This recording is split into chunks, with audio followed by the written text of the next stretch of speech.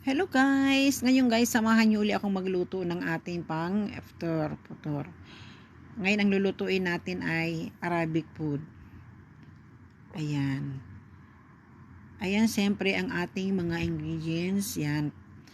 Siling bell na pula at green. Yan sibuyas bawang at yan ang patatas. Pinakulo ko na pala yan. Kasi ano yan dudurugin natin mamaya. Tapos bibilog-bilugin, ilalagay sa ibabaw. Ayan, makikita nyo siya guys mamaya. O, ayan guys, gigisa na natin siya. Una guys, gigisa natin muna sa bawang at sibuyas. Ay, hindi ko pala nabanggit guys na may manok pala yan. Ayan guys, may manok niyan, ang lahok niya, nasa sayo yan.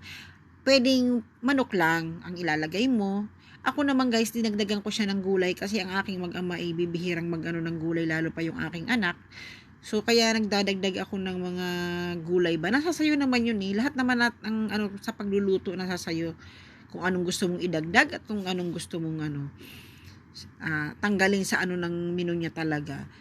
So ako guys, ayan ang dagdag ako. Ayan na guys yung Yan nga palang guys na binoiling ko na yan Pero pwede yan yung may breast chicken ka, hiwa-hiwain mo. Tapos isang kutsa mo, pwede yun. Ako naman kaya yan ang nilagay ko guys kasi meron na akong pinakulo. Kinuha ko lang yung sabaw, gawa ng nagagawa nga ako ng soup.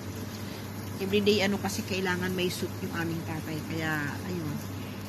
So yung pinagkuloan ko na, ayang ko yan. Yan na, ginawa ko siyang Yan. Hindi na ako naghiwa pa ng manok.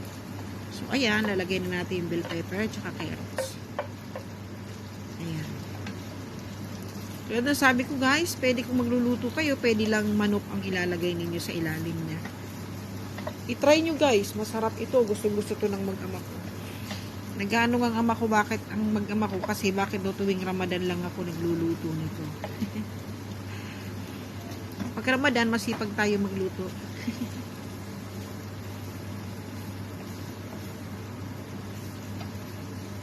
Ayan na siya guys. Ako healthy yan kasi ang dami niyang di ba? Gusto ko pa nga sanang lagyan ng yan kasi pwede kang maglagay diyan ng broccoli, pwede kang maglagay ng pwede mong lagyan siya ng mushroom, ganyan. Kaya lang yung mushroom guys, hindi ganong bet ng aming tatay. Ang anak ko okay, pero yung aming tatay, hindi niya ganong bet. So, kaya hindi ako ganong naglalagay nun.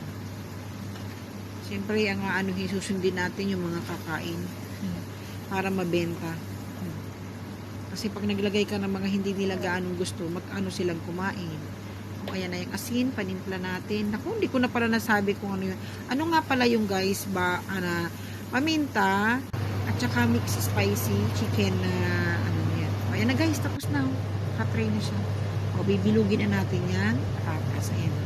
Ayan. Ayan. Pag nabilog yan guys, ayan na, lalagyan natin siya ng bechamel. White sauce. Yan. Kompleto na yan guys. May itlog na yan at may cheese na yan na yan. Lagay pa natin siya na sa ibabaw ng cheese.